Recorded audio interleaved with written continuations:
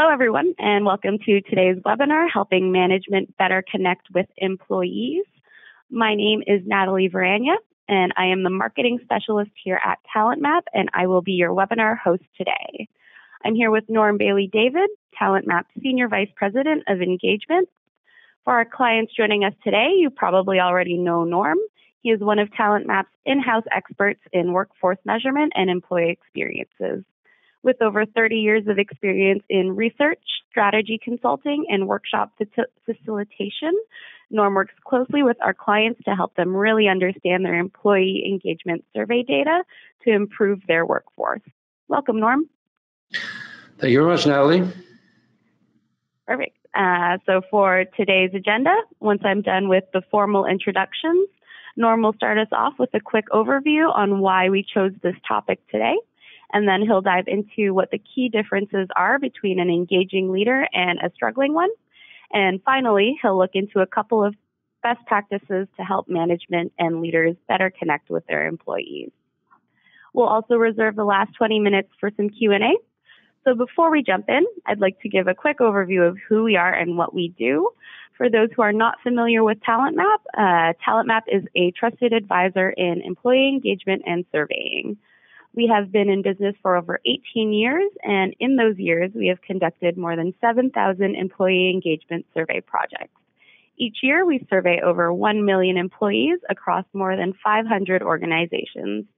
And at TalentMap, we have one focus, and that is to partner with organizations to improve their workplaces. So we do this using 3 core elements. First, we ensure you ask the right questions when launching a survey, whether it's a full employee engagement survey, a pulse survey, entry-exit surveys, or even 360 feedback surveys. Secondly, we uncover valuable employee insights by diving deep into the data and really analyzing the results. And lastly, what makes TalentMap truly unique among our sea of competitors is that we stick it out and we make sure that you act on your survey results to make real change in your workforce through effective action planning and additional post-survey consulting services. So as you can see from this sample, we've worked with a number of clients across North America in a number of sectors. With our years of experience, we've established comprehensive industry benchmarks to put our clients' survey results in the context of their competitive marketplace. So now that you know a little bit more about TalentMap, we'll get started. So over to you, Norm. Thank you very much, Natalie. Good morning to you, or good afternoon, wherever you are in North America, and apparently a couple of people joining us from South Africa today as well, so welcome. So why this topic? Why talk about leadership? Why talk about connectedness? I think the next 2 slides are really going to bring that to the forefront. Most of you who know me, you've seen me present before. Many of you have, and some of you haven't seen me present, but one of the things that is striking when we go through all of these different employee engagement survey results is the contrast. The contrast between those organizations that have truly high engagement, have a very highly engaged and motivated workforce versus those that are struggling, those where employees come in and punch the clock and aren't really enthusiastic, and retention is a problem, attrition is high. Why the difference? And the fundamental difference, as I'm going to show you with a couple of examples here, is with leadership. And so in this example, of those of you who are not familiar with our presentation style, what this is showing you is actually 2 superimposed slides. From top to bottom, looking on the right-hand side, you see how this example organization, and this is real data. This is, it's masked obviously for confidentiality purpose, but you can clearly see from top to bottom, this is how the employees at this organization rate the different themes or dimensions of engagement. And so you can see very, very clearly up at the top, vision and leadership. And over onto the left-hand side, you look at their engagement scores, 90% of this organization is engaged. And one of our top benchmark performers. And you can clearly see, so, okay, so is that spurious? Is that just, or am I just showing 2 slides? High engagement, leadership happens to be at the top here. Well, let's take a look at the converse. And these are very, very typical results, by the way. So look at this slide here. Look at where you see the equivalent issues, and look at the engagement over onto the left-hand side. So that green, that 90% green that we saw with organization 1 is only 37%. So essentially most of this organization is not engaged, or worse yet, 30% are actually disengaged. And look where they rate leadership and vision, way down below benchmark, worse than anything else. And so this is just a very, very quick summary as to what is the difference, the fundamental, the core difference between the very highly engaged organization and the organization that's struggling. It usually all boils down to leadership and, to a lesser extent, vision. But fundamentally, it's leadership. So obviously, we want to know, and we're often asked, well, what is it that good leadership does very differently? And we have basically the answer to that. The sharp contrast. If you look now very closely at the leadership scores, leadership clearly matters. There's no sharper contrast in an organization, between an organization that's very highly engaged and an organization that's not, than how people perceive senior leadership. So in organization 1, you see how these folks look at leadership on the top. And by the way, what they're actually doing, the green bar represents the folks, the percentage of individuals in these organizations that agree or strongly agree with the statements on the left. So those behaviors, we measure 4 in particular in this engagement survey. You can see, in one on top, 100%, the entire organization has trust and confidence in leadership's abilities.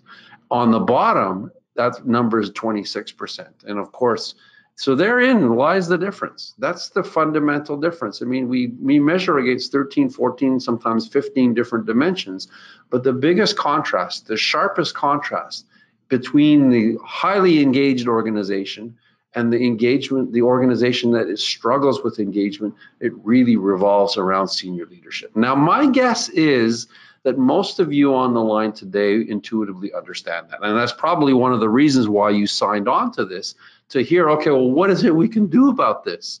How do we change our leaders' behaviors? And so I'm hoping to give you a little bit of insight into that today. And so the first thing we need to do is we need to understand what are the differences between those leaders. Why do certain leaders act in one way and others do different things that essentially cause for that difference? One thing I will tell you, I've never met a leader that didn't want their organization to succeed. I never met a leader that didn't fundamentally believe that they were doing the right thing by their organization in the way that they believed. But I have met different leaders that essentially exhibit these contrasting behaviors, and my guess is you will have too. So what are some of those behaviors? So through hundreds and hundreds of surveys, Natalie rhymed some numbers off before, we go into our database and we look at those key differences. What are some of those engaging behaviors? And so what we've got on the left-hand side of this, you can read these at your leisure as I'm talking. But essentially, when we boil it down to it, the key behaviors that are viewed positively, essentially buffering unreasonable demands, providing support, having trust and autonomy, the opposite of micromanagement, acknowledging employees' contributions, recognizing them, and that doesn't necessarily mean with gifts and compensation. It just is often the quintessential, hey, great job, understand what you're doing, thank you very much.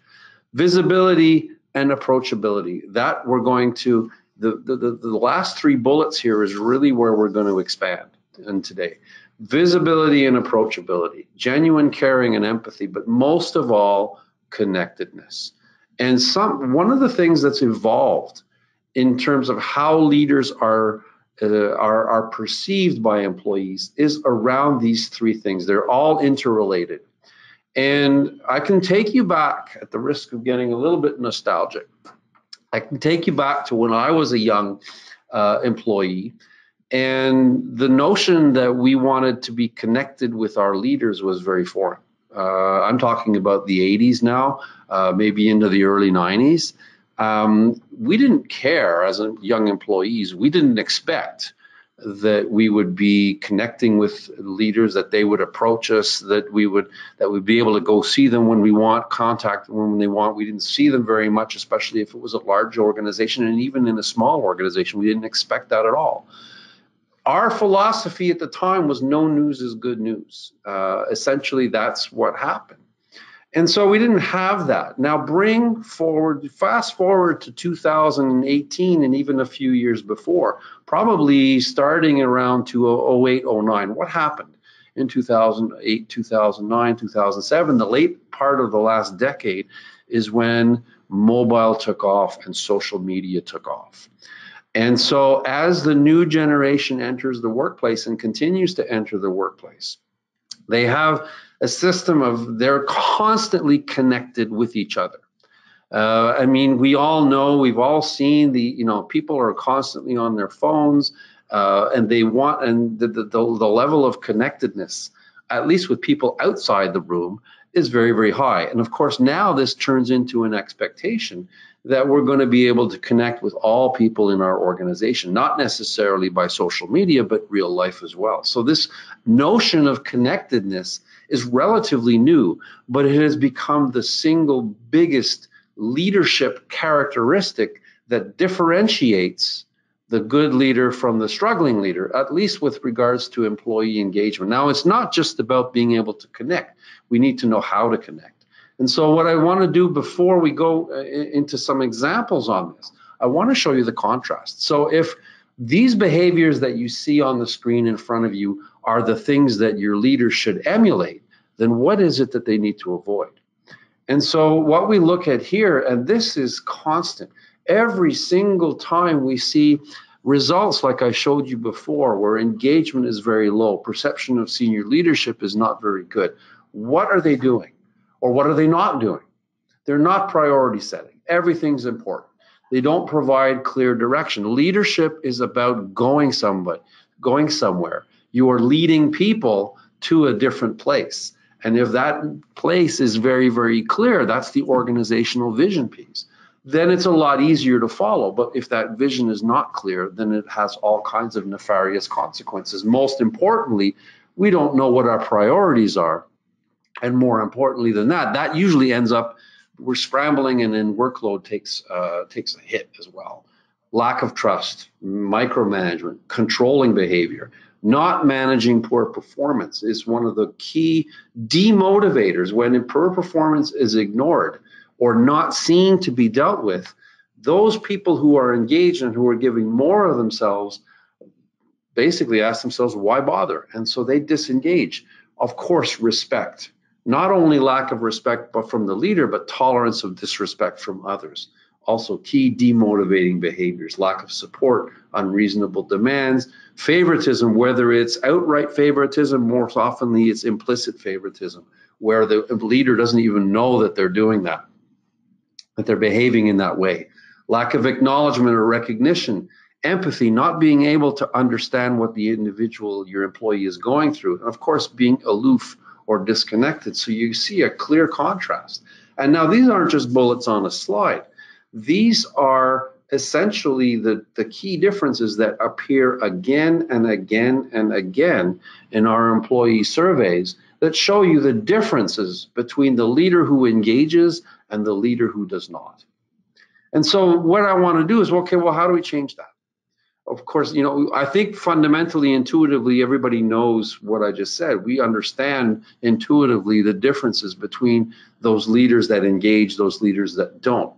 And to change those leaders' behaviors, I want to bring forward two concepts of leadership, but they're not new. And some of you will have, we're going to talk about two. We're going to talk about first, servant leadership, and I'll explain what that is in a second. And then secondly, we're going to talk about emotional intelligence. And by the way, these are not new things, but why do I bring them forward now is because even though they're not new, as we're going to talk about, servant leadership is a concept that was brought to light in 1970, yet we see very, very few organizations adopt servant leadership principles, and very, very few leaders that are truly servant leaders, as we're going to explain in a second. And emotional intelligence, most of you who work in the HR community, this is 101 for people management, yet we see such struggles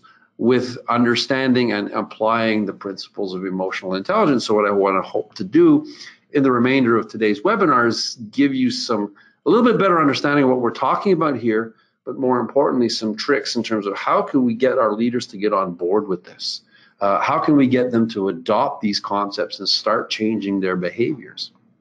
And so what I want to do first, I want to show you a video. And I'll give you the reference in a second. This video is just about 3 minutes, but it really is down to earth and gives you a very, very good introduction to the concept of servant leadership. So hang on, hang tight, have a good watch, and we'll be back in just over 3 minutes or so. When people ask me, well, how do you really become a servant leader? I say you have to understand that there's two parts of servant leadership. One is the vision, direction, and goals part of servant leadership, because leadership's about going somewhere. And if people don't know where you want them to go, how are they going to get there? You know, and it's really what some people call the strategic part of servant leadership. And I think it's important that every organization have a compelling vision. You need to know what business we're in, what are we trying to accomplish, where are we going, which is your picture of the future. If we do a great job, what are we going to accomplish? What are the values which will drive your behavior? And then you set goals and objectives. And that's the responsibility of the traditional hierarchy. You philosophically have to turn that pyramid upside down, because now you work for your people who eventually work for their people who eventually work for their customer. And symbolically, what you're really moving is when the traditional hierarchy is there, is you're responsible and you want the people to be responsive to what you've agreed upon. When you turn the pyramid upside down, you're making them responsible, which is able to respond, and your job is to be responsive to them. Praise their progress, redirect them if they're off, cheer them on, do all kinds of other things. But your job is to help them win. Now, we always can tell a self-serving organization run by leaders who think it's all about them, because they want to keep that traditional pyramid alive and well. And so as a customer, if you got a problem and you talk to a frontline person, you're talking to a duck, not an eagle. They're going quack, quack, it's our policy, quack, quack, I just work here, quack, quack, I didn't make the freaking rules. You want to talk to my supervisor, quack, quack, quack, quack, quack. And all why? Because their loyalty's got to be up the hierarchy, you know, and so they're serving that. Where if you go work to an organization where they turn the pyramid upside down, now you're talking to an eagle, you know, like in Nordstrom's. What do they say?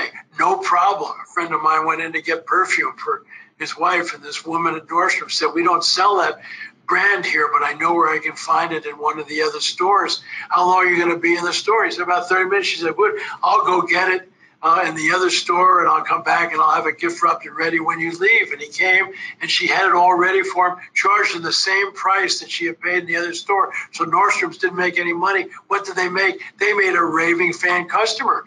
You're in charge of the area where you are in, you know. And what can you do to make a difference where you're planted? You know, so often when people hear a concept like servant leadership and they say, I can't do it my org, they go and talk to the top manager. They say, this is what you ought to do and all. I said, you're crazy, because they got position power and all you got is personal power. They're going to throw you out of your office. You first got to get some points. You got to get something in your bank before people are going to listen to you. So start doing it where you're planted. Make a difference with your people. Let people ask questions of what you're doing, and then you can start to tell them. Boy, that's really powerful. Stop complaining. Go out there and make a difference where you're planted. And if you can't do it in your organization, do it at home. All right. So I love, there's a series of videos. I'm going to point you to a references that from Ken Blanchard. It's probably one of the best half hours you'll ever spend if you're interested in learning more about this concept of servant leadership. And why we like it here at TalentMap, and I like it in particular, is in his Nordstrom example, he actually explained and described, maybe unknowingly, but he described the quintessential engaged individual, that discretionary effort.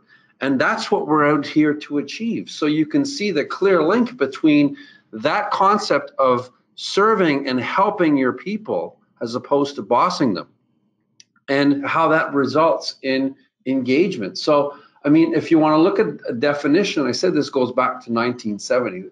Servant leadership defined as a philosophy and set of practices that enriches the lives of individuals, builds better organizations, ultimately creates a more just and caring world. Not the greatest definition, pretty airy-fairy and out there. Just essentially, I think the easiest way to understand this is to understand the difference between a servant leader and what we call a leader first or self-serving leader. The servant leader wants to serve first, then aspires to lead. One of the things that Ken says in one of the other videos is the servant leader is called, not driven. And the leader actually wants to serve. They want to help people. They want to help people. They want to help their employees, and they do want to do that first. And of course, when you think of that first, then that's going to translate into upending the hierarchy. The leader first, or the self-serving leader, wants to lead for power and influence. The position power that he mentions, the title, the trappings, the prestige, the money, the car, they want those things, and that's why they aspire to be leaders. But they're always in it for themselves, not for others. So it fundamentally is a philosophy that has to be adopted by your leadership. And the payoff to that philosophy is obviously the much more motivated and the more engaged workforce. My apologies. So some of the things, look around you. And my guess is, like I said, if you signed on to this, you probably have a number of leaders that you don't think are very engaging. And so the things that really are sort of keys to understanding, or essentially, hints as to whether or not your leaders aren't practicing servant leadership. The first thing is the weight of the world is on their shoulders. They take on all of the responsibility for the success of the organization themselves. They don't necessarily, or they discount the view. They might listen to the views of people around them, but they end up doing what they want to do. They discount the views of people around them. They think basically that their view is the prevailing view. And of course, if you look around, your employees are clearly disengaged. And we see that in the numbers, obviously, that I showed you before, but the behaviors are the key. People who've listened to me in presentations, I make a lot of emphasis, I give a lot of emphasis in terms of the behavioral differences of employees who are engaged. Well, those who are disengaged are the ones who are clock watching. They're avoiding accountability. They don't want to take responsibility for anything. They're not making decisions. They're not willing to help in extraordinary situations. There's a lot of turnover. People actually leave. And one of the key things here is leaders who aren't practicing servant leadership are often very penny wise and pound foolish. They're going to be the ones that are chintzy. They're going to be looking at every single dime of expenses. But when it comes to themselves, their executives, their peers, some very key clients, well, then they spare no expense. And you see that double standard. That really is a good example of some of those leaders that aren't necessarily practicing servant leadership. Now I want to hear from you.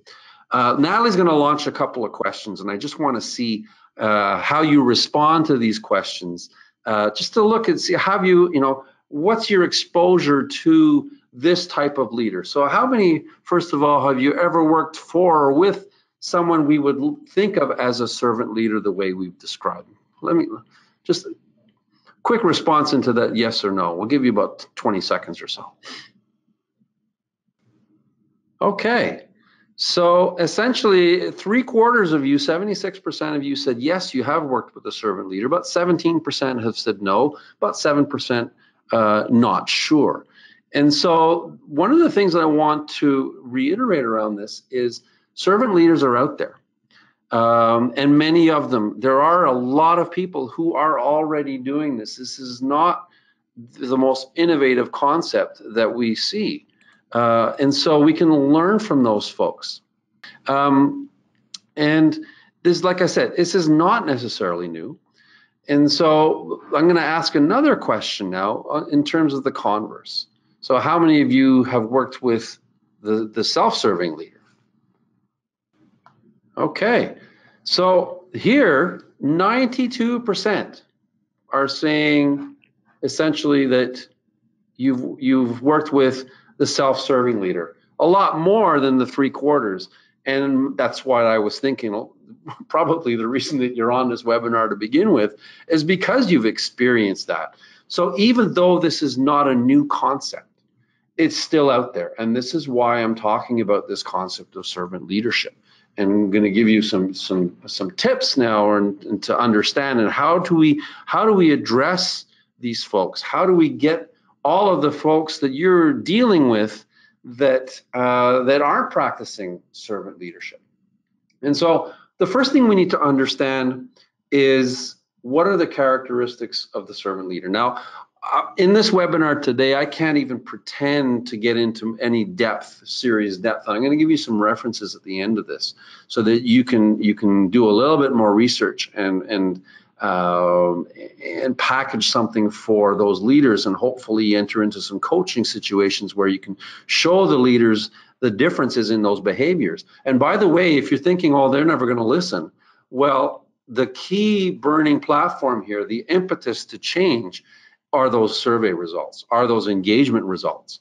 When leaders look they look in the mirror and they see, holy cow, you know what, only 37% engagement in our organization and it's because of us, then there is a very, very strong impetus to change, ladies and gentlemen. So don't think that just because this is a self-serving leader that they're never going to change. That's absolutely not true. We've changed and we've made a lot. We've turned a lot of leaders into servant leaders. We also give some courses on this. So anyway, back to the slide, 10 servant leadership characteristics.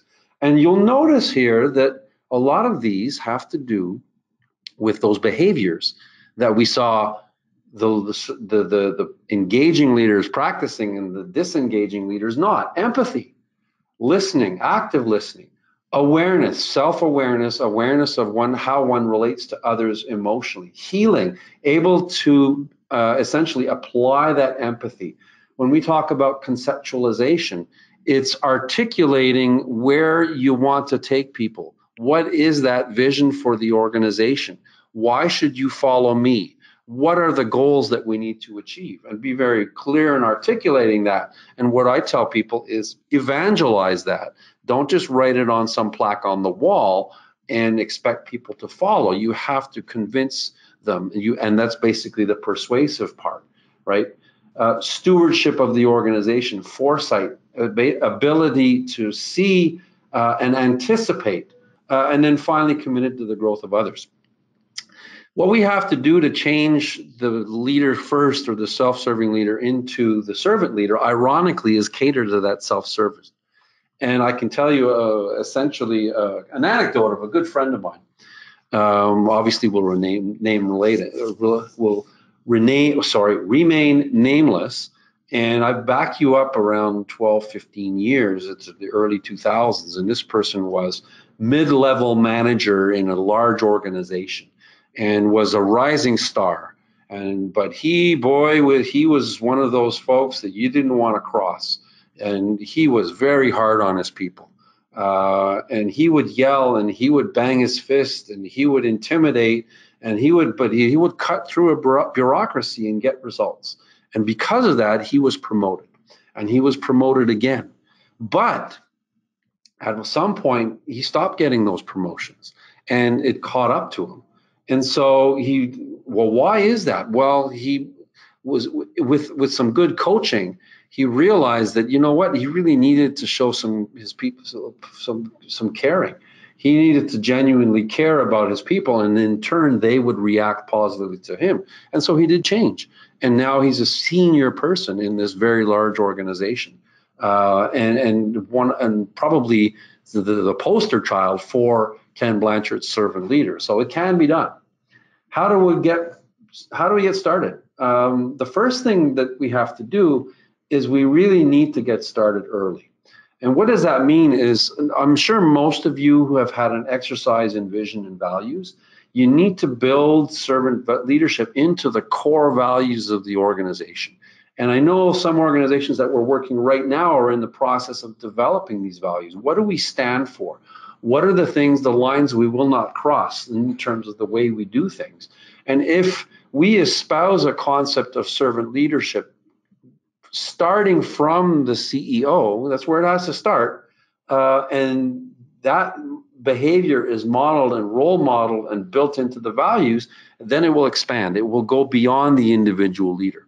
The fact that 92% of you said you have worked with a leader first or self-serving leader, 3/4 of you have worked with a servant leader, tells me that these people work in isolation. And it's rare that you have an entire organization that adopts the servant leadership culture. Stay introspective. And this is where, as HR people, we can help. We can help coach. We can help bring self-awareness to bear in terms of how we are relating, recognizing what we do well, what we don't do well. Most importantly, I showed you the video because I wanted to show you how we upend the pyramid. Putting our people first, right? And helping them. And in turn, they help their customers and they have the empowerment, the customers, the citizens, the stakeholders, whomever it is our people are dealing with, whether it's public or private sector. We need to upend the pyramid. And then, of course, listening skills without judgment, connecting with as many employees as you can. Essentially, whereas we used to be locked up in our boardrooms and our offices talking with each other, we basically have to get out there and we need to essentially connect through conversation, connect through very, very brief conversation. I'll give you a couple of hints in terms of how you can very easily coach somebody or do that yourself. Expand the family. Expand this to beyond employees. Anyone you deal with, whether it's vendors and partners. What we used to do here is we're a relatively small organization. We're not that big at TalentMap. We're around 25 people or so. But we routinely bring our vendors in and our partners into events and training. And I would do that with the company that I was with before. But the fundamental thing that we have to basically teach people to do is care about their employees, genuinely care about them as people. And that's the foundation of everything. And those of you who've seen my engagement presentations know that the foundation of employee engagement is the difference between feeling cared for and not, right? So that's servant leadership, a very, very high level view of servant leadership. But basically, if we can espouse this concept in our organization, we're going to be on the road to helping our leaders adopt the proper behaviors that they need to do to engage their staff. The second part of this is improving emotional intelligence. Now, you're probably saying, well, this is not new. Come on, Norm, you could do better than this. Well, it might not be new, but you have told me yourself that there are many more of you that have worked with those leaders that aren't doing this than who are. And it really is, I'm not going to give you a course in emotional intelligence here, but I am going to show you a couple of key concepts that you can bring back to your organization and help get that ball rolling. So the definition is essentially understanding and managing our own emotions and recognizing and understanding the emotions of others. If anybody by now is questioning why this is important in leadership, I mean, just a few factoids here on the screen. Top performers, 127% more productive. Research essentially, 200 companies worldwide suggest 2/3 of the difference is due to emotional intelligence, only 1/3 due to technical skills and cognitive ability, and then 4/5 of the difference in leadership positions is due to emotional competence. I bring you back to the 2 or 3, the middle one. Why? Because in most cases, and we're working with a number of clients right now this is exactly their situation. We work with a lot of clients where over time people have been promoted to positions, whether it's in utilities or in municipalities or in not-for-profit. They've been promoted based on their technical skills, their technical competence. And they find themselves in management positions where their technical competence is a lot less important because they're not the front line anymore. They have to get their performance done through others. And it's because it's those who are effectively engaging in servant leadership and in being more emotionally intelligent that are able to do this more effectively. Now, some people this is innate for them. This is in their DNA. They can adapt very, very quickly. But as you can see, and as we've said, for many people around, they're much more trouble with it. They've never been taught. They've never been shown how to do this. We can teach emotional intelligence. It's not one of those things where you have it or you don't. And so a couple of very, very high level things that we can coach our leaders to do if they're interested in doing this is, number one, we need to become more self-aware. And so many leaders that I've met are just oblivious to how they're perceived by others. And their first exposure to that self-perception is the survey results that I showed you an example of, and sometimes a 360-degree feedback mechanism. And then they're shocked, they're blown to bits. And oh my God, right? I didn't realize.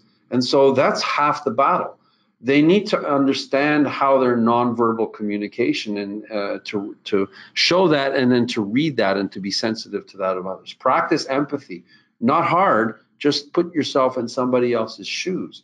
Exercise self-regulation, respect, obviously, first and foremost. And people, yes, these words are self-evident and so obvious.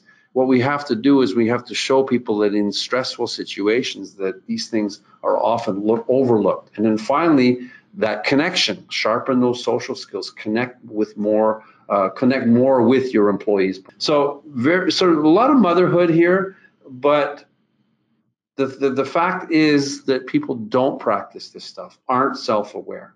And so what we need to do is we need to bring that to light. We bring that to light through the evidence, through the survey, hopefully through a 360-degree feedback mechanism. If that's the case, it's often the best way to measure our progress in getting better at these things. And then we need to provide the coaching. We're the ones now that have become the subject matter experts in these areas, and we need to help our people do that. And so I started talking about my friend, the wicked boss.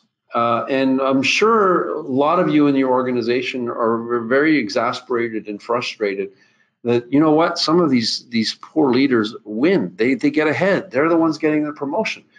And what about them? I mean, how can you tell me that they need to change when they're actually essentially rewarded for that poor behavior? And you know what? That reward is short term. And especially if you're younger, you don't see the longer term. We have seen the longer term. It catches up to them. It catches up. How does it catch up to them? Well, the first thing is their own employees aren't going to tell them the truth. They're not going to present them the total picture. The emperor will have no clothes.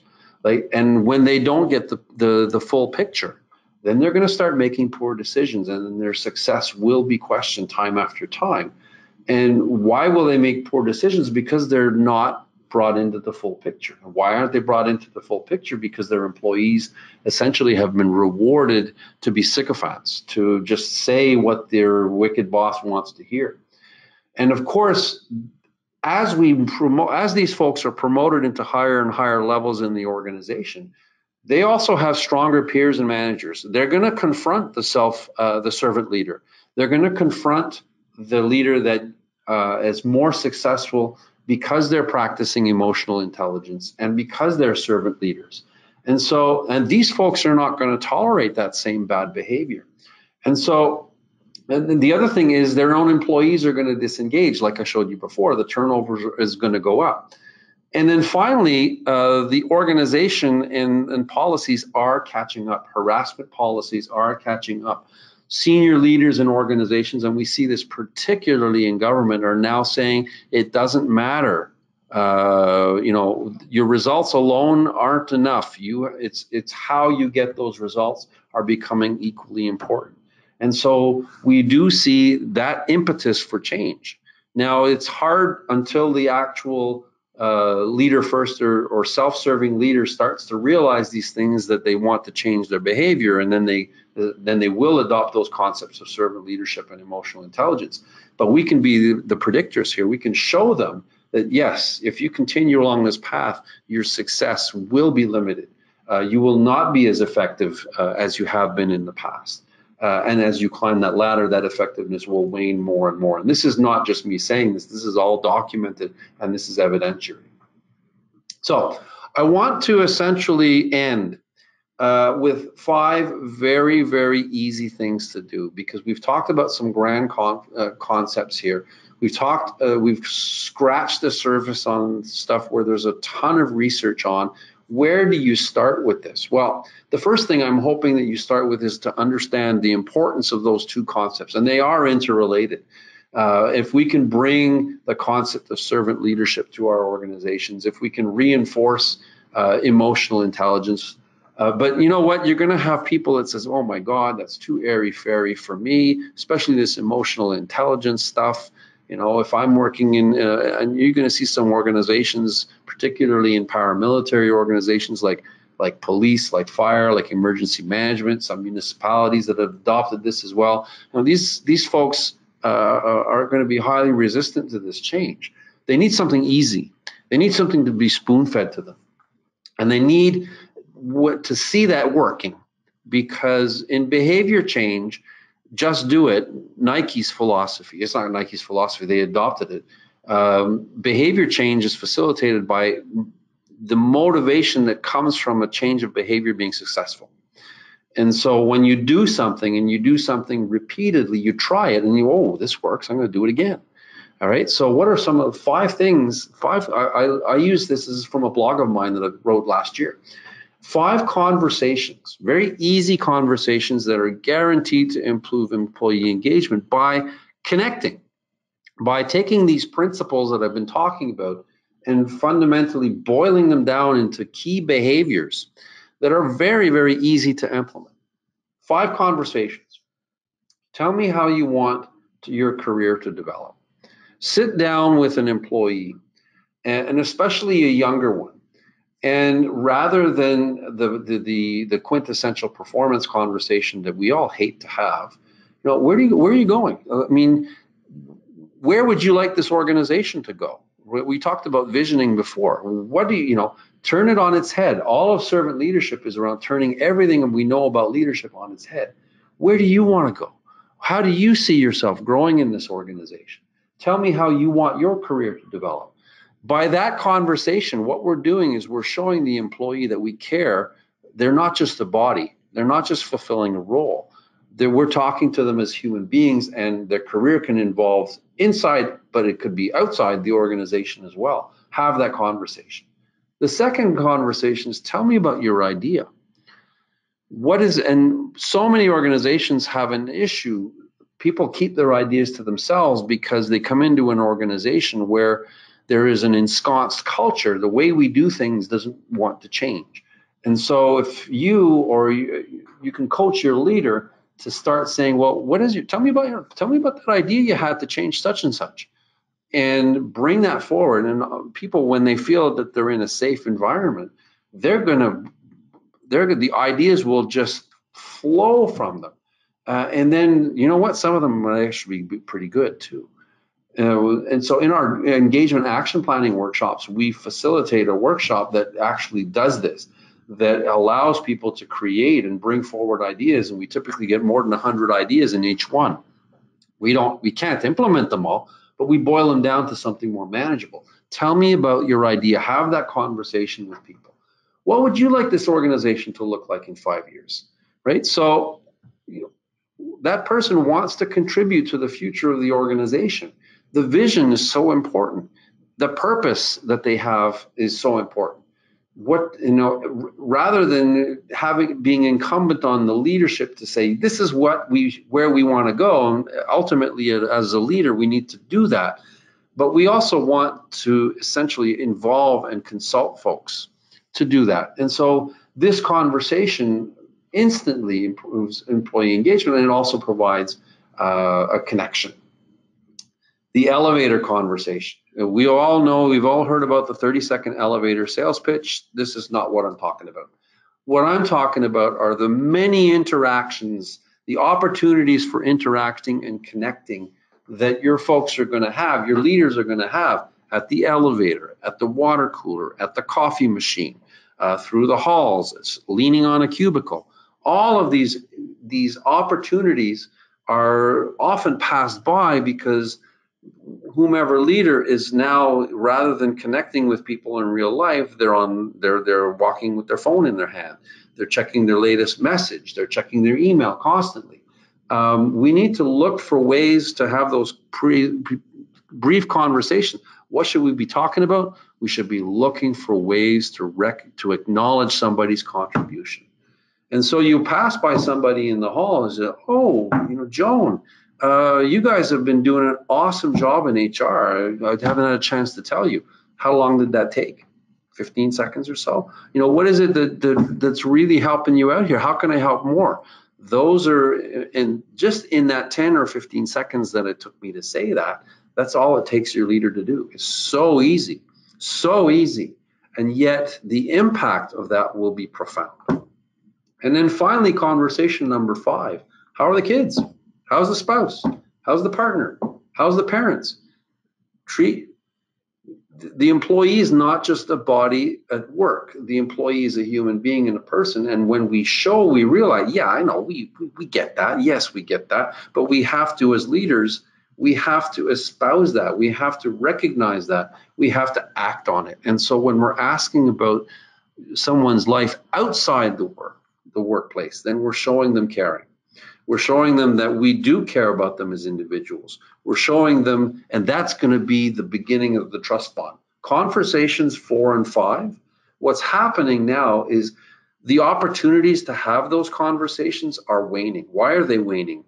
They're waning for the same reasons why people crave the connectedness, which is the irony. They're waning because people are on the phones. People are looking at they're constantly checking their phones. So let me paint you a picture. Walk into a meeting room 3 minutes before the meeting time starts, right? And what's happening? Well, people got their phone in their hand, and you're sitting around the table, and everybody's reading their email or checking their phone. Some are on Google, but the conversation is not there. It's people are on their phone, and then somebody comes in. Usually, the leader's the last one to come in, the meeting leader, and they say, "Okay, meeting's starting," and everybody puts their phone on the side, and some even don't. Some even keep going. And then we've started the business of the meeting where we've missed an opportunity for that connection that's going to establish that bond of trust. So what happened before phones, before smartphones? Well, you'd walk into a meeting and say, "Hi, Joan, how's the kids? I heard how was that ski trip last week?" And you're connecting on a different level, usually talking about something outside the meeting purpose. But what you're actually doing is you're establishing trust. And it's that trust bond, that connection, right, that really is the foundation for everything else that we've been talking about. It's acting on and it's providing the avenue by which we can become more emotionally intelligent. And it's also the way that we're exercising and implementing the concept of servant leadership. Now, I don't want to simplify it all that much, but just if you want to give your leaders somewhere to start, you could say, do these 5 conversations. Easy. I can check up on you, right? Not a problem. You can do these 5. You can even do 3 of the 5 or 2 of the 5. You're going to see that it's going to have a big impact. And so on that note, obviously, I'm going to turn it back over to Natalie in a second, and we'll take some questions. But we'll also provide this presentation on our website. And why that's important this time is there's a number of references here. I've scratched the surface on servant leadership. I haven't done emotional intelligence any justice at all. What I'm trying to do is link it very, very easily and concretely to how you can improve engagement in your organization through leadership. That's what it takes. So on that note, Natalie, I'm going to pass it back to you, and you can help people get those questions in, and we have time, got about 7 minutes or so. We can answer a number of them right now. Yep, perfect. Sounds good. So we do have a couple of questions that have come in, but before I jump into those, I just wanted to mention a few things. And while I mention these, if you haven't submitted a question yet and you have one burning in your mind that you'd like us to answer, feel free to submit them now. So first of all, we've been working very hard here at TalentMap to provide additional resources for our clients and our followers. Norm mentioned a couple of those during his presentation, so I just wanted to point you all to those. We regularly post new articles on our blog each week that provides quick tips and tricks and a look at industry trends. We also have a resource library available where you can find more in-depth content pieces, including downloadable how-to guides, checklists, and info sheets to help guide your employee engagement initiatives. And then next, I just wanted to go through a couple of TalentMap events that we'll be attending. So next week, we'll be in Toronto for the HR Leaders Summit 2018. So if you're attending, feel free to stop by our booth. We'll be at booth number 35. And then next year, we've already confirmed that we will be at the 34th Annual SIOP Conference in Washington, D.C. in April, and the SHRM 2019 Annual Conference and Expo in Las Vegas in June. So if you're attending any of those events, we would love to meet. Feel free to stop by our booths. They're on the screen. Or you can also reach out to us and email us to schedule some time to connect during those times. All right, I guess we'll jump into the questions. So first one comes from Scott. His question, so there's two questions in here for you, Norm. So Scott says, he agrees that leadership matters, but aren't you generalizing somewhat as certain sectors historically are lower in employee engagement, no matter what the leadership does? So for example, post-secondary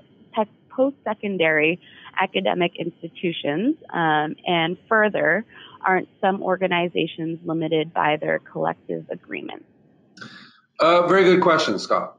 So first of all, generalizing, you're absolutely right. But what I'm doing here is generalizing where our data in all sectors shows the same schism. In every sector, there's going to be the difference between the employee engagement and that difference is the sharpest, defined the sharpest by the difference in leadership. And we do a lot of post-secondary institutions, and we do see that difference within those post-secondary educational institutions with high engagement, leadership's perceived pretty well. And with low engagement, leadership tends to be the problem. And I can go sector by sector. Some sectors, you know what? Fundamentally, it's not necessarily the sector itself that's higher or lower in engagement, but rather the type of worker. And so I can give you some examples, but fundamentally, we don't see all that much difference sector to sector to sector in terms of employee engagement. We see greater differences in engagement by the size of the organization. Smaller organizations tend to be higher engaged than larger ones. And we see differences in engagement by type of workers. So yes, in the case of unionized workers, those governed by collective agreements, engagement tends to be a little bit lower than average. And the fundamental reason for that is they're structurally in a confrontational relationship with their employer. So they're essentially one step removed from a lot of these things in the organization, but nonetheless, strong leadership in these organizations, and we do see those positive differences. We do see those schisms between the servant-led organization and the leader-first organization, even with organizations that have in different sectors. So even within those different sectors, we see those schisms. So I'm not sure. I'm hoping I answered your question. So I'll stop there, and let's see if we can get a couple more in. Yep. So next one is from Jennifer. Her question is, if you report to a senior leader, but not the main leader, so let's say CEO, of your company, how important is it for the main leader of the organization to engage with the team? And let's say the team is about 18 employees. In that size of organization, I think it would be pretty important, because in a large organization, people get it, they understand. If they can't see or they don't have access to the CEO, the main leader, as you call them, on a regular basis, there's other ways for that individual to connect, and it's important, and I won't digress into that. But in an organization of 18 employees, the main leader, as you put it, not being visible or approachable, is going to be a handicap, and that person will not be able to show the empathy if they're not visible, if they're not approachable, and if they're not showing that empathy, they're going to get that perception of leadership will be worse, and engagement will suffer for it. Okay, perfect. So one more question. This one comes from Jane. She's wondering if there are any tests to measure employee or emotional intelligence of leadership. Absolutely. There's a number, but the one we rely on the most, there's actually specific measures of emotional intelligence. You can Google it and you'll find some. But what we find is the best measure is a 360-degree feedback. Why? Because it incorporates a broad range of leadership behaviors, including emotional leadership behaviors. And it's done so by all people around. So all of the opportunities to connect, whether it's with your manager, with your peers, or with your subordinates. And it gives you that full 360-degree view. And it tends to be the strongest in terms of motivating behavior change. So yeah, I mean, Google emotional intelligence measurement, emotional intelligence survey, but a 360-degree measurement, they tend to be, if well done, can be very, very effective as well. Okay, perfect. Thank you, Norm, and thank you to everyone who submitted questions. So I guess that is it for our webinar today. As a reminder, the recording of the webinar and slide deck will be posted on the website early next week, and we'll be sure to email you directly once it's available. So that's it for our presentation. Thank you, Norm, for taking the time to present, and thank you, everyone, for joining us. We hope you'll join us again. Thank you, everybody. Have a good day.